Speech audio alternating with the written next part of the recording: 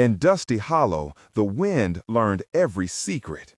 It threaded through the corn shocks, flattened the grass against abandoned porches, and found the loose seams in people's lives long before anybody else did. By late September, the town wore the dust of summer like a hush.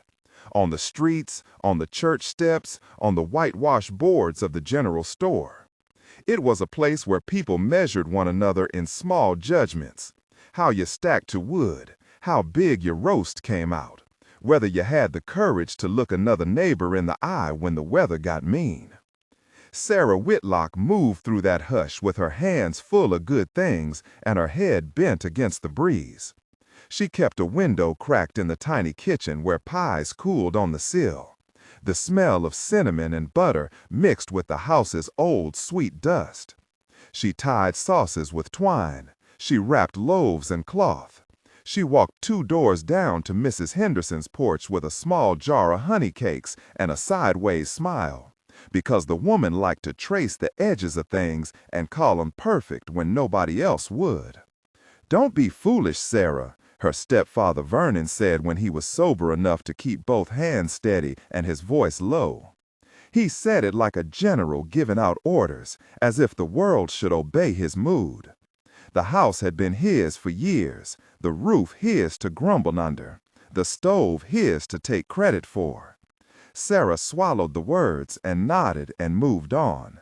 Her mother, Loretta, kept an even stranger silence, a paper-thin thing that folded between them like tissue. Loretta's eyes darted to Sarah the way a hawk's does to field mice, protective sometimes, but mostly wary. There was a crampedness in their house that had nothing to do with the furniture. Sarah was 24 and accustomed to being overlooked. She understood the art of making herself small, of carrying her chair to the back of the cafe, of serving the last slice without expecting thanks, of slipping out of a gathering before the laughter got rough. She had learned that kindness didn't cost anything, yet cost everything when paid openly. It had become a sort of quiet ritual to get up early and place a tray of warm bread at the door of the widow 2 houses down, to braid a neighbor's child hair for Sunday, to mend a shirt cuff for the Miller boy. People took these things as givens, like the weather or the rust in the plow, and they rarely thought to return them. Still, there was a steadiness to her that the town mistook for weakness. The children in Dusty Hollow were braver than the grown folks. When she walked past the schoolyard, they spat out jokes with a cruelty that had little coarseness in it, just the town's habit of sharpening itself on somebody else's tender edge. "Whitlock's girl," they'd sing, "still in the oven." The name that clung to her was the thing people said when they wanted a cheap laugh. There were people who liked her, too. Mrs. Henderson always did. Old Mr. Miller, who ran the feed store with his daughter, tipped his hat and said, "The world's better with you in it, Miss Whitlock." Those small mercies warmed her more than she let on.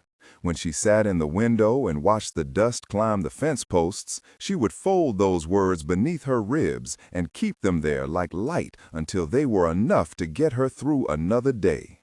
Beyond the town, where the road pinched between gullies and the pine grew thicker and straighter, lived Jeremiah Cole. He kept to Timberwolf Peak the way a man keeps a promise he has no intention of breaking. He was 53, broad-shouldered and weather-hardened, with a coat that smelled of smoke and sap and old leather, a coat he wore so often it had become part of him, the kind of garment that held a man's shape in it. Jeremiah had been a husband and a father once. The memory of his wife's laugh and his son's small hands was a place he visited sometimes with a tenderness that surprised him.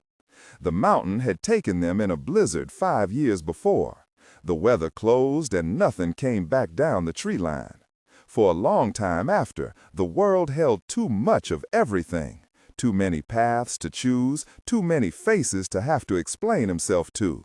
So he chose one, the log cabin up where the wind was cleaner and the answering echoes were easier to live with.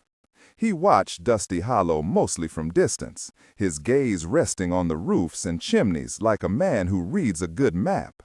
He noticed the way the townspeople huddled together at the feed store, the way kids raced the creek bed, the way Sarah Whitlock's light moved through windows. He had seen her at market, carrying a basket of apples and smiling at the baker's grandson. He had heard, from the intermittent gossip that drifted up the mountain in bird-carried snippets, how the town treated her like an unfinished thing. He admired her on principle, her steady hands, the way she didn't demand recompense for her kindness. There was something brave about that.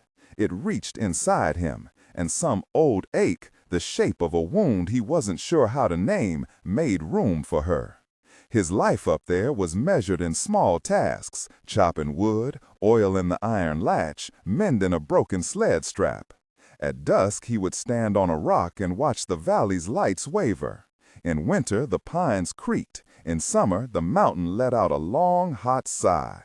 Jeremiah's house held relics: a child's whittled toy, a tea tin with a painted rose missing half its glaze. He kept his wife's shawl folded in a cedar chest. Sometimes, when the weather allowed and the ache pressed against the ribs of his chest, he would harness the old horse and ride down to the town market. He would buy a sack of flour, a jar of molasses, and watch Sarah in the sunlight, because watching her was the one small thing that did not ask anything of him. For weeks, talk in Dusty Hollow had been turning toward harvest.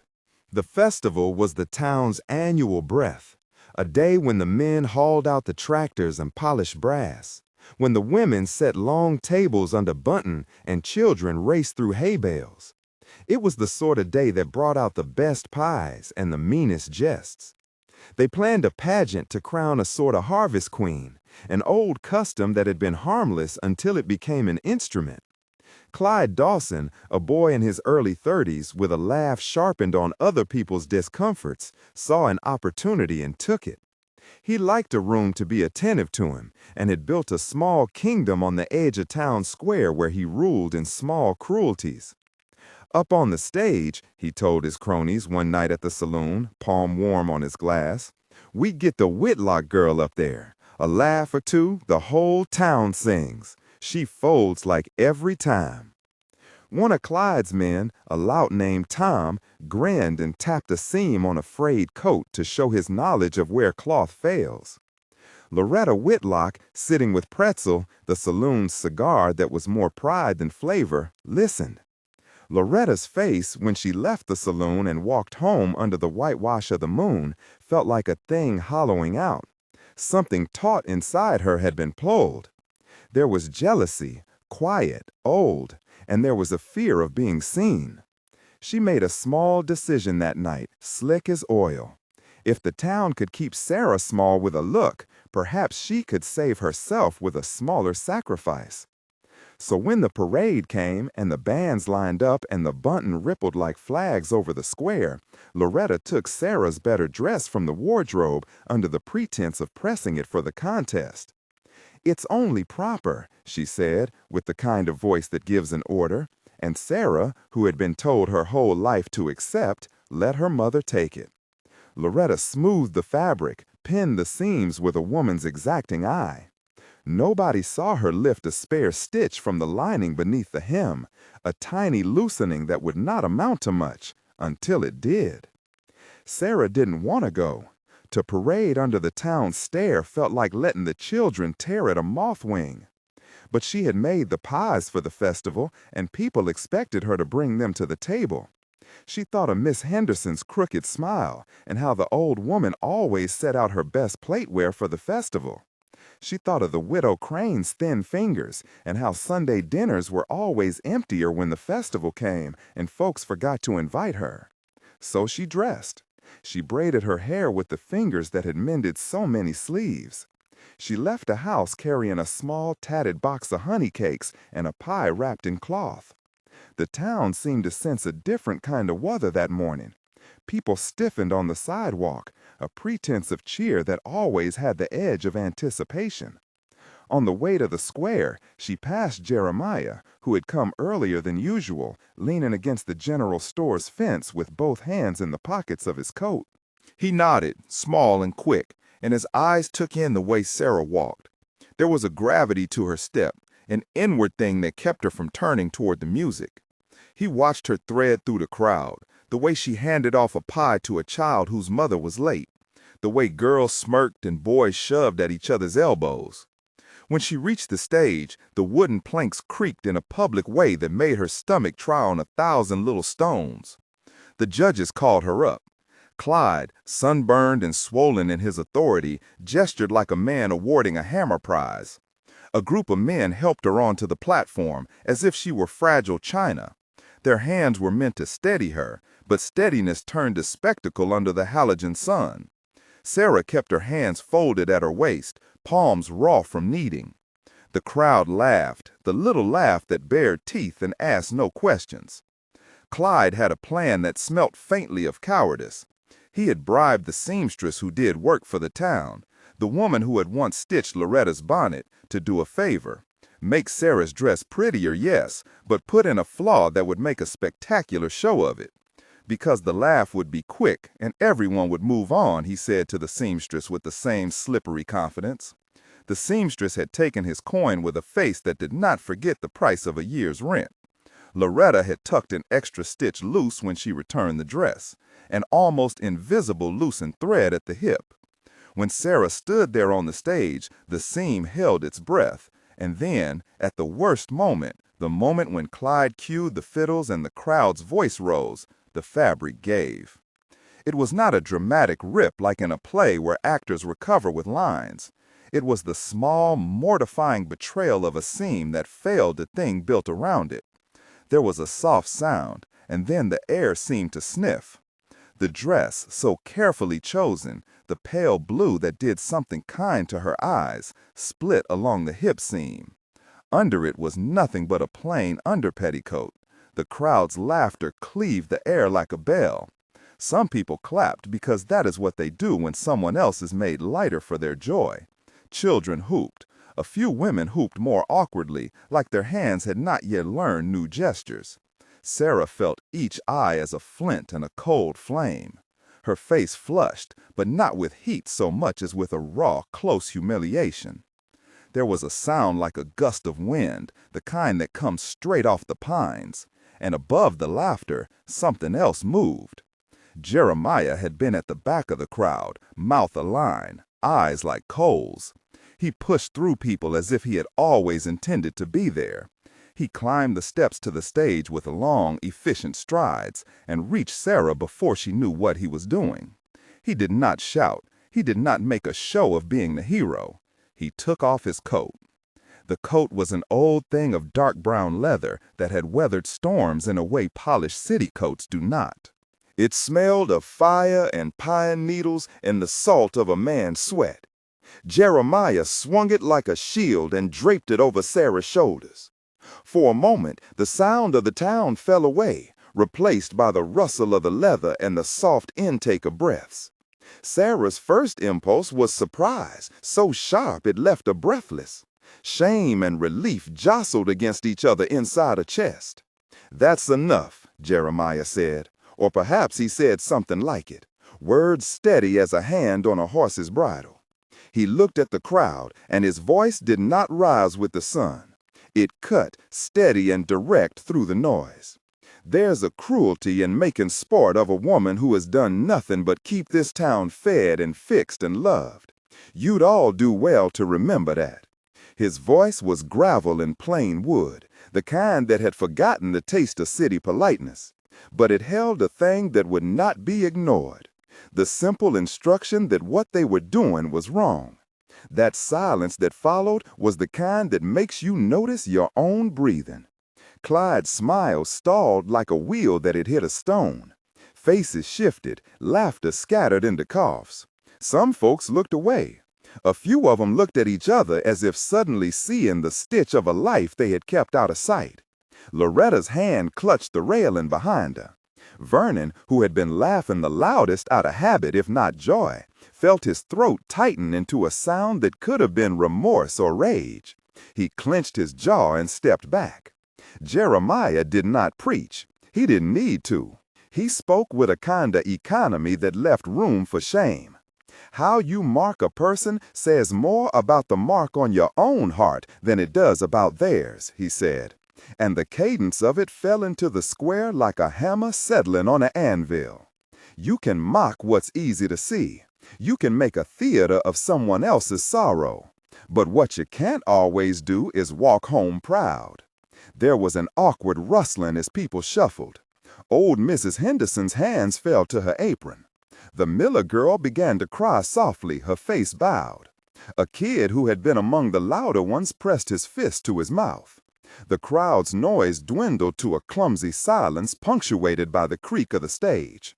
Sarah, wrapped in the coat, felt the leather cool against the sting of the wind. Jeremiah's hand remained on the edge of the jacket for a heartbeat longer than necessary, a small steadiness that reassured rather than patronized. She smelled the smoke in the pine, and there was a steadiness that seemed to come from the fact that a man had chosen to be present in a way that was not spectacle, but shelter. "You don't know this woman's worth," Jeremiah said then, and he looked at Sarah as if he wanted to be clearer still. "You can't measure her in the foolish jokes of a single afternoon. She's the one that mends the torn things in this town. She's the one that brings clean bread to the widow on a day when no one else would think. How many of you would go to her door empty-handed if you thought your name would be called out?" His words were not fierce. They were simple, plain as a carved rail. And they landed with force because there was truth in them. Even in the midst of the town's narrow cruelty, there were people who knew, in the small spaces between jokes and business, that Sarah had kept them in ways they had not acknowledged. A few faces reddened with the warmth of recognition. A woman whose voice had been a laugh stopped, and the laugh turned to a small, shameful cough. The silence stretched thin and then broke, not into applause, but into the kind of murmurs that carried questions and apologies on their small winds. Carrie Miller, who had always looked like she thought herself better than other women, but did not when alone, reached out a hand to Sarah and then drew it back. Mrs. Henderson's fingers found Sarah's coat sleeve like a prayer. Loretta stood with her face pale, tears surprising in her eyes, not the theatrically produced kind, but the bone-deep sort. She had thought the joke clever. She had not expected her daughter's humiliation to be a thing that struck her through with needles. Clyde tried to laugh it off, an animal attempting to play the predator until he realizes the prey is not alone.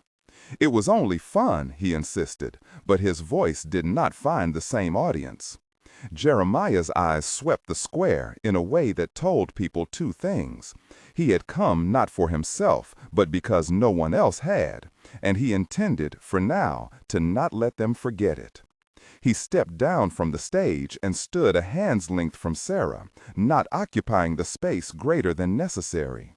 The coat rode her shoulders like a promise, and the town felt, suddenly, like a place that might mend. Sarah's knees were shaking. She had not known she could tremble like that. For the first time in a long while, something unguarded rose inside her, an astonished sort of gratitude that pricked at the corners of her eyes. She looked at Jeremiah, at the man who had come down off Timberwolf Peak as if the mountain itself had walked into town, and she wanted to say thank you, but words would not fit so easily. She only nodded, small and true. A boy from the back row, one of those who had laughed first, began to make trouble again.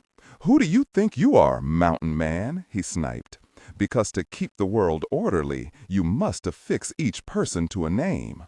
Jeremiah did not answer with scorn. He answered with the gentleness of someone who has borne loss and learned that anger goes nowhere on a footpath built of solitude. "I am plain," he said, "just a man who remembers what it is to have a house full of people who love me, and what it is like to lose it. I am not your judge, but if you want to laugh at somebody, laugh at me. Don't make a person your entertainment." You could have heard pin fall in the pockets of the crowd. It was a word no one wanted on their tongue: loss. People shuffled as if they carried it for the first time. The town's laughter, which had been a vice of habit, changed its tune and muttered into a worried hush. Some looked ashamed because they had been more amused than kind. Others looked away because their conscience had been noticed. The town did not change all at once. One speech does not remake the weather. But a day like that leaves small marks. Faces that had been open to cruel delight found themselves closed. Conversations that would have carried on now pivoted. A few hands that might have reached for the joke now fumbled for other things to hold.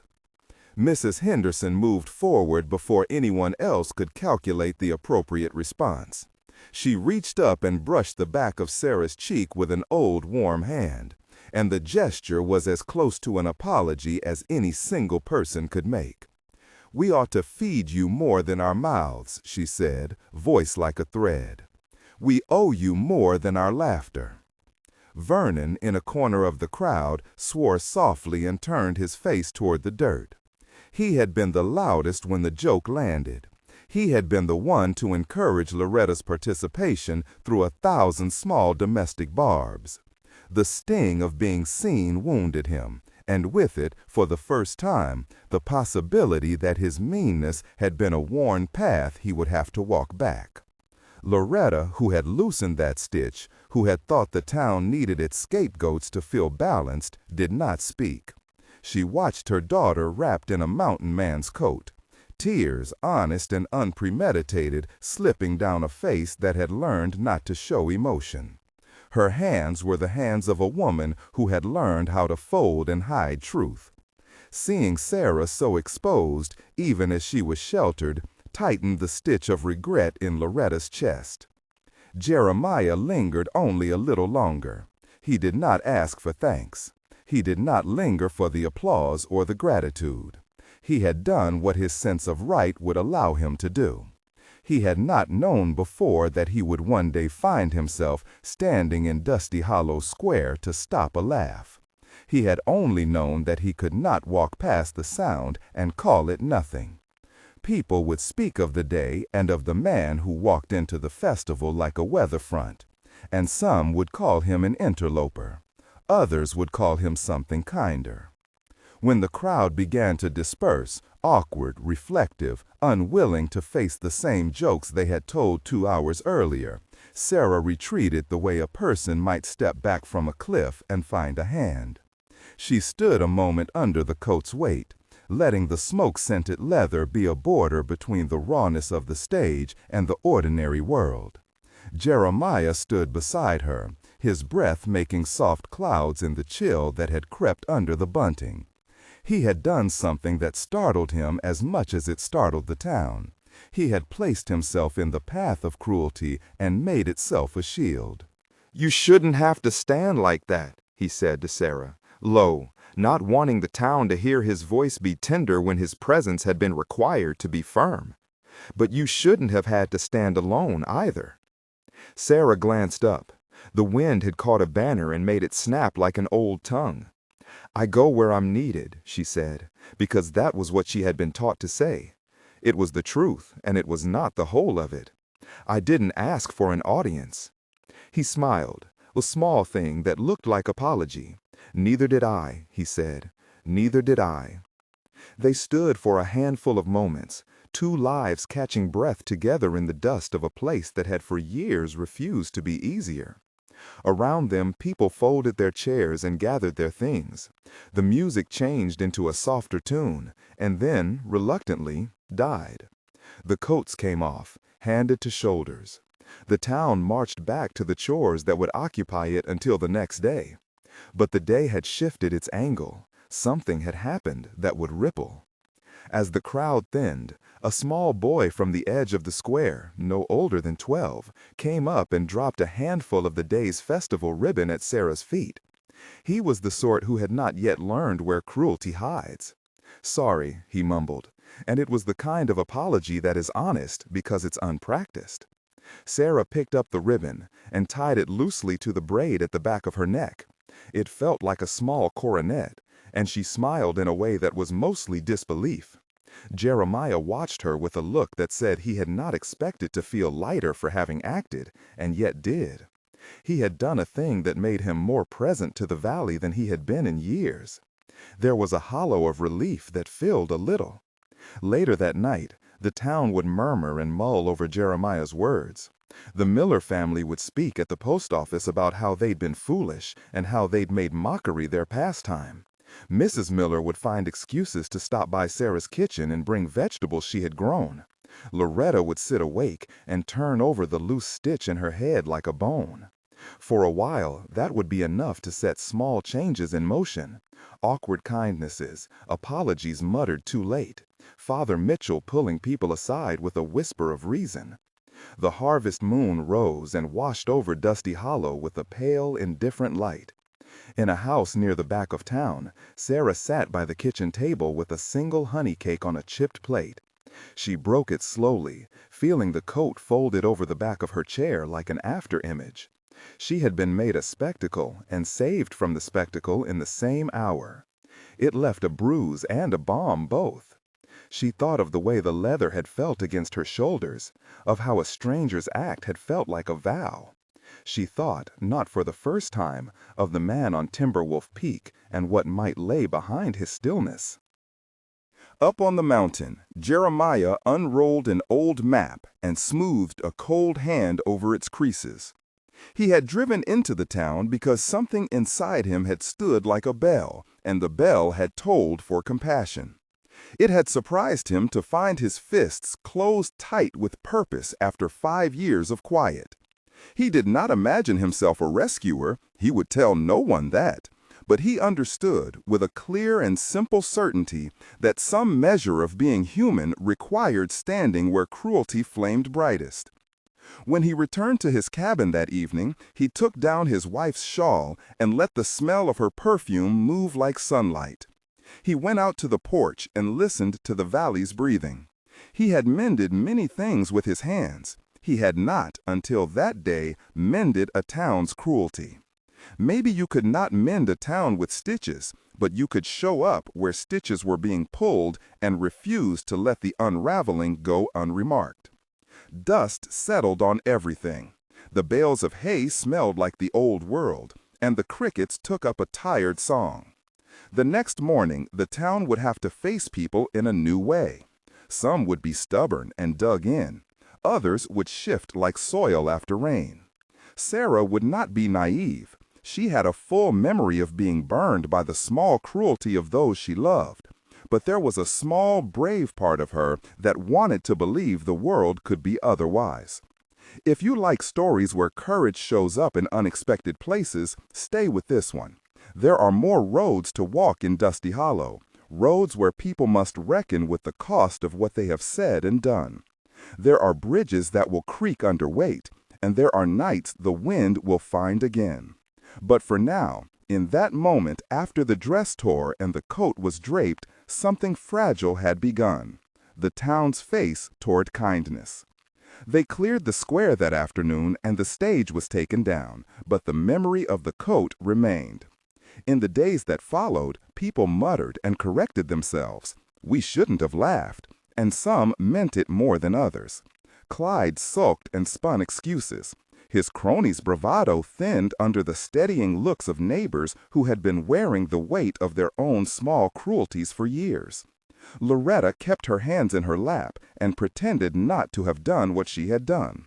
But when she watched Sarah leave the house early one morning with a basket for Mrs. Henderson, she couldn't help the prickle under her skin. Vermin sat on the splintered porch and refused to meet his own reflection. Jeremiah came into town a few times more after that, once to trade an axe for a new nail, once to give the miller a lift when the river washed out the ford. People eyed him, considered him again as a neighbor rather than a curiosity. Sarah found herself looking up toward Timberwolf Peak sometimes, noticing the smoke that rose like a promise in the late afternoons. It was dangerous to look too long. The heart makes a home of the things it notices, and homes require upkeep. The festival had changed one thing. It had broken a pattern. That does not mean the world, but it opens a crack where light can get in. Sarah would be careful going forward. She would still make herself small when it was prudent, and she would no longer mistake being small for being unimportant. Jeremiah, who had walked down from the mountain because he could not abide seeing cruelty unchecked, would learn that changing a town is a slow, weathering process. It never required swords, but it often required stubbornness and the willingness to stand still when the mob wanted spectacle. That evening, Sarah sat on her back step and watched the shadows lengthen toward the west. She held the piece of ribbon the boy had given her, and when she tied it loosely into her hair, the ribbon fluttered like a small banner. She tasted the honey cake and let it be a quiet, private victory. Somewhere up beyond the ridge, a lantern blinked in Jeremiah's cabin window. It was a small thing, that light, no larger than a human hand, but it meant that a man up on the mountain had not retreated into his silence forever. When morning came again, the town would resume its chores and its petty hierarchies. People would find new reasons to be small or brave. But the memory of a coat draped over another's shoulders would sit in the town's collective throat, a reminder that one man had chosen, briefly, to stop the laughter. It was the kind of thing that lodges in the wind and travels. And there in the hush between one day and the next, the town changed the measurement of one another, if only a fraction. The ripple had begun. After the festival, life in Dusty Hollow acquired a softer edge. Not everything healed. The cut of mockery leaves a scar you can turn to show the light. But small kindnesses began to feel less furtive. The Millers left a basket on Sarah's stoop with a note that said nothing more than, "Thank you." Mrs. Henderson stopped by twice a week, bringing a thermos of broth and an insistence that Sarah sit while someone else folded the cloths. Vernon took to muttering at the chickens less often and standing at the well like a man trying to learn a new gait. Loretta's face wore a new fatigue, remorse that sat heavy and without words. Sarah kept the coat Jeremiah had left for her the way one keeps a carved trinket, not on display, but within reach. She wrapped it about her shoulders on mornings when the wind bit the corners of her kitchen window, and once, in the small hours of a rain that made the roof whisper, she slept with the edge of leather pulled over her knees like a benediction. The smell of smoke and pine lingered on it, as if the mountain had been stitched into the lining. Jeremiah did not visit town every day, but he came enough that seeing his shadow across the square was no longer an oddness.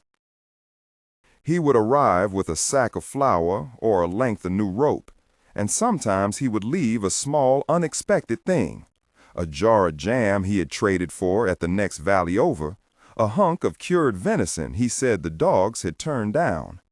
On a late afternoon in October, he knocked at Sarah's door with a slab of apple bread wrapped in brown paper, and when she opened, he said, with a measure of awkwardness he had never learned in town parlors, "You should not be the only one getting the good bread." Those knocks became a kind of conversation. They spoke in silences as often as words. Jeremiah's speech came out in short counts, work-shorn sentences that preferred truth to ornament. Sarah answered with the careful clarity of someone who had learned where to place her hands when things felt like they might tilt. Once, while she was kneading dough at her table and the light made the flour gleam like a small fog, Jeremiah sat on the stoop with his hands on his knees and told her a story about the winter that had taken his family. He did not linger on the gore of grief. He spoke of small details. A child's mitten lost in the snow. Footprints that had led nowhere.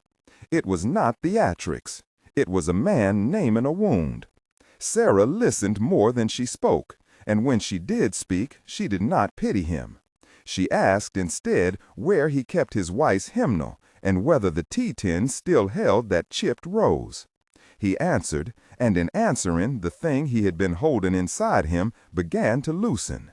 Sarah, for her part, told him about the ways her mother became brittle like old paper, about Vernon's moods that came like storms and cleared just as quickly. She said it plainly, with a steadiness that surprised herself. There was a dignity in speech as well as in silence, and Jeremiah discovered that what he had admired from a distance, her refusal to demand being seen, was matched by a courage to say simply when the hurt had been too much. Their courtship was a slow succession of small mercies. Jeremiah taught Sarah how to skin a rabbit without disrespecting it, and she taught him in turn a way to fold bread dough that made a crust listen to steam. They walked along the creek, where the water ran quick under a bank of moss, and sometimes they did not talk at all. The mountain remained a boundary of speech. It was hard to speak the things that lived on ridges, but easier when you did it with another's hand on your elbow. Word of these visits spread and settled in town like a new seasoning. Not everyone tasted it the same way. Some people whispered that Sarah had been taken in by a mountain man's fanciful pity. Others admired the brazen tenderness of it and felt their own habits of cruelty uncomfortably thin. Clyde Dawson watched from the saloon window with a face that betrayed a pride wounding into something else, resentment, mostly, that the joke had dried up and another story had begun in its place. On a cold evening when the first frosts rimed the fence posts, Mrs. Henderson knocked at Jeremiah's cabin with a basket of preserves and a heart the size of a church bell. She had been one of the first to touch Sarah's cheek on the stage that day, and she did not see why gratitude should be kept private. Jeremiah opened the door, and they spoke like old acquaintances who had finally found their reason to step across the threshold. When she left, she patted his shoulder with a woman's complete approval. "You'll marry her one of these days," she said, not as a question, but as a statement directed at a future that felt entirely possible. Jeremiah's hands picked at the idea the way they might pick at a stubborn nail, careful, certain, testing the grain. He thought about it and thought about it until it made a small, warm ache in his chest. He imagined a life that included the sound of a child's breath under the eaves. The thought did not erase memory. It came to rest beside it, not replacing, but cohabiting. Sarah, too, began to imagine with the same caution. She pictured a morning where someone else would leave a mug on the table, where a child's small feet might leave prints on the floorboards. It was not a fantasy of rescue. It was a folding of two lives into a new pattern. The town, slow as any living thing to alter, responded in increments. Mrs. Miller, who had once pretended the Whitlocks were beneath her in a way she could not name, came to the bakery and stood too long by the counter. She cleared her throat, and with a redness that felt right, she told Sarah she was sorry for laughing. The words were clumsy and small, but when Sarah smiled, the kind that could forgive without forgetting, the apology took. Loretta, with her hands that had once loosened a stitch, came on a raw afternoon and stood at the doorstep in a way that made both of them hold their breath. She said what she had been unable to say under the glare of a square. "Forgive me." It was a thing that carried toward something like a reconciliation. Not all wounds stitched with ease. Vernon retreated more than he softened. There are men whose pride is a kind of frost, and warmth cannot entirely thaw them. He muttered and trimmed hedges and pretended the world had not altered. But even Vernon began to choose his words, once in a while, with less cruelty. Small choices, slow and stubborn, added up. Months passed. The winter was hard and brought the kind of silence that tests a household's faith. They chopped wood side by side and taught each other the little rituals of living: breaking bread, tending a child, mending a shirt. Jeremiah's cabin showed its age in good ways. Beams that had held weight now held laughter. The stove cracked with the sound of bread baking, not complaints. Sarah learned to boil bone for soup and to make a broth that travelers later swore could ease the worst winter ache. She left honey cakes on the windowsill for people who stopped at his door, because kindness feeds a town in ways measurable and subtle.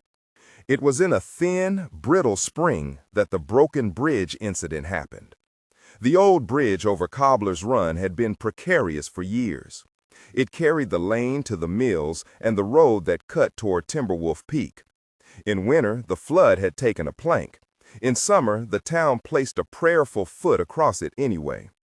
Clyde Dawson, embittered and puffed by his own resentments, had been watching the shift in town sympathy with the sharp, jealous eye of a man who measures influence like currency. He gathered 3 of his men, Tom among them, and a newer boy who wanted to grow his jawline into a menace. And they planned a thing that they called, privately, a reminder. That the town's favor could be a fragile thing, returned to the old ways with a spectacle. They waited for an evening when Jeremiah had been into town, and the dusk made faces into silhouettes.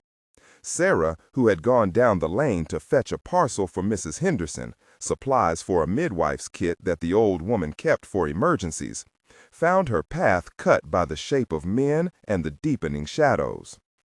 Clyde stepped forward with a voice meant to remind the night what once was. "You think you can get upstairs and be the mountain man's lady?" he sneered, the words designed to bruise. The men laughed in a manner that had been learned from other men and never outgrown. Sarah's first instinct was to leave, to turn her back to the scene and let her shoes carry her out of the line of sight. She had choices practiced into her bones. But she saw, beyond Clyde's mouth, the bridge's missing boards and the dark water waiting with an indifference that might as well be hunger. She realized, with a clarity that steadied her, that she could walk away and everything would carry on without rupture, or she could not, and the choice to vanish would feel like consent to being kept small. Jeremiah came up the path as if the wind itself guided him. He had been tending to a fence near the ridge and came because his ears caught the wrongness of a town's voice. He did not shout when he reached them. He moved with a man who had carried grief like a pack and now carried a resolve. He placed himself between Clyde and Sarah and said simply, "Back off." Clyde, coward that he was, took a step forward and shoved Jeremiah in the chest. Jeremiah's balance wavered. The shove would have been nothing in a fair fight. Men of their sizes could measure out such roughness. But the broken board stood beyond, and a lost footing could mean more than pride. Jeremiah pushed back to steady himself, and hands found them both. Tom lunged, and a fist found Jeremiah's jaw. For a moment, the world trimmed to the scale of a scuffle. Then the lantern light cast long, accusing shadows, and a plank beneath Jeremiah gave a sick, brittle complaint. He stumbled toward the damaged span. His boot caught on a rotten board. He twisted. For an instant, everyone saw a man whose weight and life hung above the hollow. In the days that followed, law did not need to be invoked because the town did what it does when confronted with the wrongness of its laughter. It owned it. Mrs. Henderson arrived at the bridge with towels and a certainty that a hand had to be given. She and a neighbor man supported Jeremiah's back, while Sarah, skin white from the pull, pressed a cloth to his side where bruises bloomed. The miller fetched a doctor from the next township, and for 2 days Jeremiah lay in the Whitlock house's spare room, Vernon's face at the doorway, having softened in ways that surprised even him, while the doctor set the arm and told him to rest. Loretta sat by, her hair pulled back, unable to conjure words, but making a steady tea with a hand that had learned to do service. During those nights, in the small dark between slumber and the breath of medicine, Jeremiah saw Sarah in a way he had not known before, as a companion who would not flinch when the world required courage. He had been the one to walk down and stand in front of cruelty, yes, but Sarah's refusal to vanish in the face of danger, her action that saved him on a broken bridge, told him more than any bravery speech could. She had agency and mettle, and their relationship balanced on an exchange of salvations, rather than the old idea of rescue that requires only one life to be active. The town's reckoning deepened in the way water settles into stones, quiet, patient, and shaping.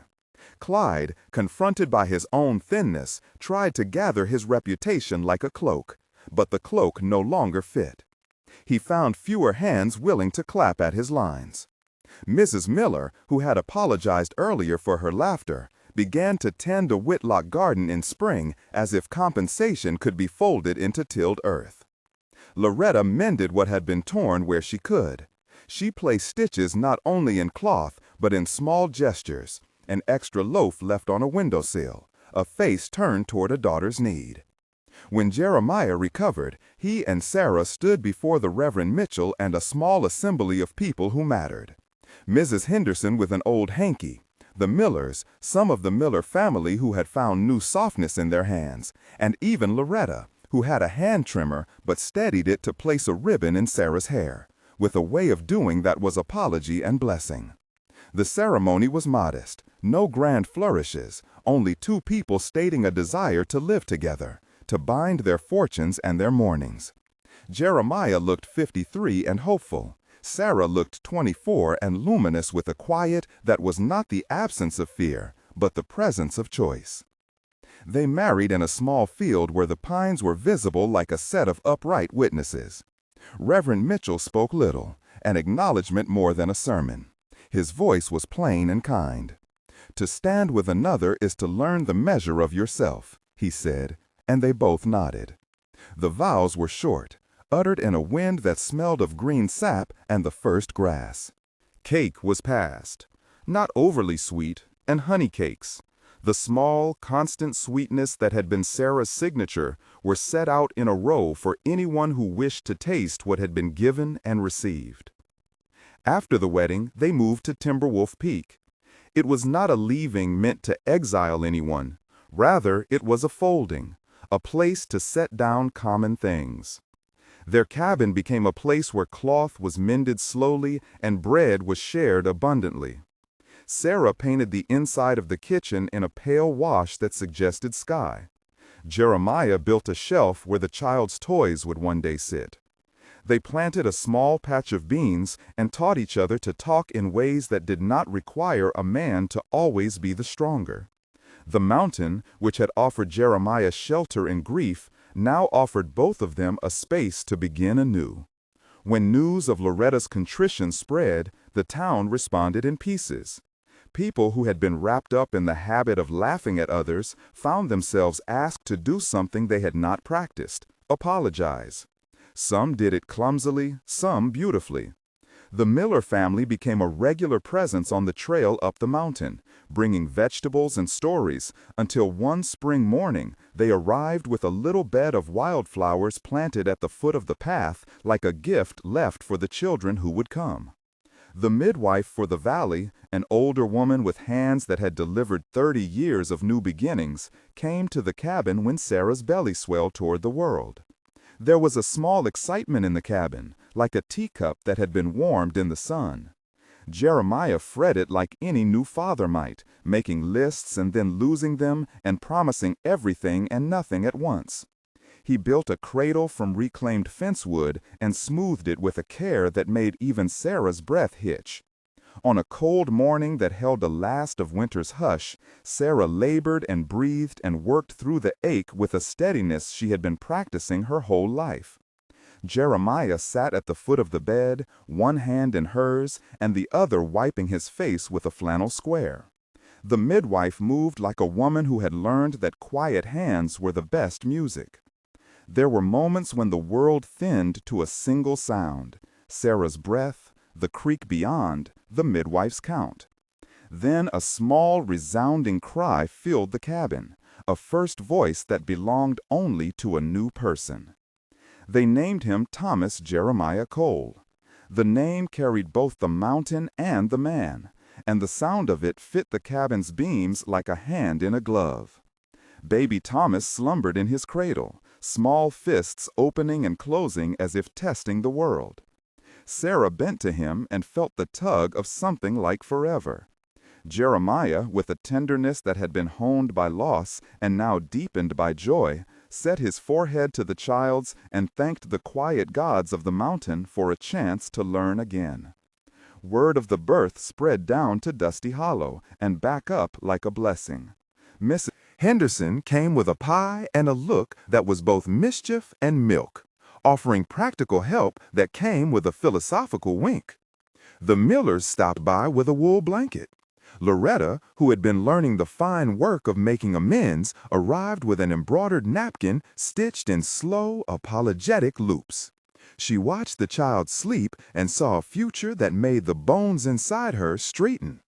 The town's memory of that day when a coat had been draped over shame found its most tender echo when people began to visit the mountain. Some came with excuses and stayed with sweetness. Others came with awkwardness and left with a new friendship. The broken bridge was mended in a way that was not simply by plank and nail, but in faces turned toward each other. Neighbors volunteered time and paired hands to set supports and strengthen rails. Where once the bridge had been a place of hazard and rumor, now it came to be the place people crossed with eyes up and a greeting in their mouths. Time, which is plodding and relentless, did what it does. It widened the space between what had been and what was. Small rituals anchored the Cole household. Sunday bread left in the window for those who had no heat. Honey cakes passed to children who came in after lessons. The nightly ritual where Jeremiah and Sarah would sit on the porch step and watch the mountain silhouette against the sky. They taught baby Thomas to listen to the pines and to the way a hand can steady another's. Years later, Dusty Hollow told the story of the festival the way people tell the weather. It was a moment that shifted the climate. Children who had once taunted learned a different humor.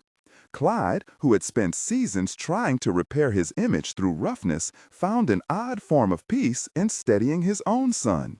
Vernon grew a little kinder in ways that had nothing to do with theatrics and everything to do with waking up to the small costs of meanness. Loretta and Sarah built a new kind of conversation. They were not the same mother and daughter 2 days in the past, but there was a new honesty between them. Some things forgiven, others folded into the long work of living. On a spring evening, when the light lay across the valley in gold and the pines sent their thin pinprick scent down the slopes, Jeremiah and Sarah sat on their porch, with Thomas asleep on Sarah's lap, his small chest rising and falling like a tiny bell. The coat that had first bridged 2 lives hung over the back of a chair, softened by use and the months and years that had passed. The house smelled of bread and cedar and a life tended like a garden. Jeremiah watched the son's mouth twitch in a way that made his heart like a bird beating against a window. He turned to Sarah, and she met him with a look that needed no speech. Between them existed a language of glances, of small acts, of leaving the warmest slice of cake for the guest, of knotting the rope in the right way, of learning a child's cry with the same careful listening they had once used to hear loneliness in one another. Beyond the porch, Dusty Hollow's lights twinkled, and the valley breathed as if everything had been set gently on a more careful axis. The town still had nights when old habits nudged the edges, but there was now a muscle of gentleness that made it easier for people to choose kindly. The memory of laughter that wound like a whip through a crowd was replaced by the recollection of a coat draped over a shoulder and a man who, having once lost everything, risked his own steadiness to stop cruelty. If this story found a place in your heart, consider sharing it with someone who needs a reminder that kindness is a practice and that second chances look like steady work and small, brave acts. Subscribe for more stories that celebrate the quiet courage of ordinary people. The wind rose and set the long pines to whispering. Inside the cabin, a child's muffled sigh mingled with the ticking of the stove. Jeremiah reached over and took Sarah's hand, his fingers finding the familiar seam where the leather had been worn soft. They sat like 2 people who had been given the same second chance and knew better how to keep it. Down in Dusty Hollow, somebody told the story of the Harvest Festival and how a town learned its measure by a coat and a man's refusal to look away. Up on Timberwolf Peak, the little family slept, the mountain holding them like a low, steady breath. The future, as it always does, waited, no longer a threat, but a promise that required tending. They would meet it together.